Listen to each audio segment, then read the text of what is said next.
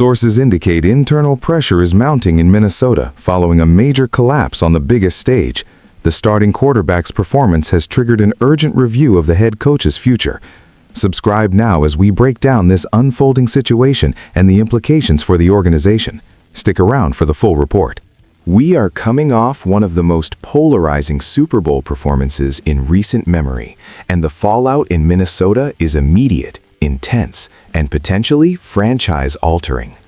While the confetti is still being swept up, the conversation has shifted aggressively from the result of the game to the future of the men who orchestrated the game plan.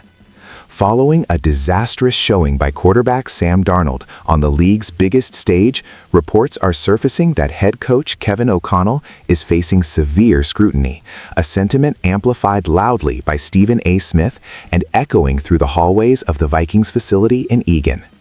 This isn't just about one bad game. This is about the philosophical gamble that defined the Vikings season. Kevin O'Connell, widely regarded as a quarterback whisperer, staked his reputation on the belief that he could rehabilitate Sam Darnold's career and scheme around his limitations against elite competition. For much of the season, that bet paid off, masking deficiencies with play-action-heavy concepts and the brilliance of Justin Jefferson. However, yesterday exposed the cracks in that foundation in a way that ownership cannot ignore. The statistics from the Super Bowl paint a grim picture of a quarterback who looked completely unprepared for the moment, and by extension, a head coach who failed to adjust. Darnold's multiple turnovers, inability to process disguised coverages, and erratic pocket presence were not just player errors. They are being viewed as a failure of preparation.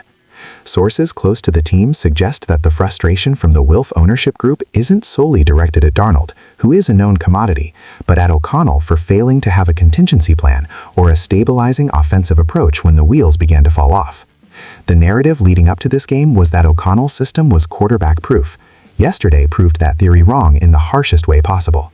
When you reach the Super Bowl, the expectation is execution. Instead, the Vikings looked outmatched schematically, raising serious questions about whether O'Connell's loyalty to his reclamation project blinded him to the reality of the roster's limitations at the most critical position in sports. When we look at the implications of this meltdown, we have to talk about the ripple effects through the entire organization, starting with the locker room. You have superstars like Justin Jefferson and Christian Darrisaw who are in the prime of their careers, and the front office has committed massive financial resources to build a championship window right now. Watching that window potentially slam shut because of a quarterback mismatch creates tension that a head coach has to manage very carefully. The scrutiny on Kevin O'Connell going into the offseason is going to be immense. While firing a coach immediately after a Super Bowl appearance is historically rare and would be a drastic move, the hot seat talk is very real in terms of his margin for error moving forward. The leash has effectively been shortened to zero.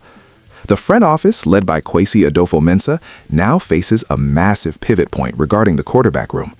The experiment of relying on a bridge veteran in a high-stakes game has backfired, likely accelerating the timeline for a younger option or forcing the team back into the expensive veteran market. My verdict on this situation is that while O'Connell likely retains his job for the start of the next season, the dynamic has fundamentally changed. He is no longer the untouchable offensive genius. He is a coach who must prove he can develop a quarterback who can win when the script breaks down. The trust from the fan base and potentially the ownership has been dented. If the Vikings start slow next season, or if there is any lingering hangover from the Super Bowl embarrassment, we could see a coaching change much sooner than anyone anticipated. This is a results-oriented business, and yesterday's result was unacceptable by the standards of a franchise chasing its first ring. I want to hear from you. Do you blame Darnold's execution, or is this on Kevin O'Connell for trusting him on the biggest stage? Does a Super Bowl loss warrant a coaching change? Make sure to hit that subscribe button and turn on notifications. As we track the Vikings offseason moves and the fallout from this game, you are going to want to stay locked in right here for the latest updates.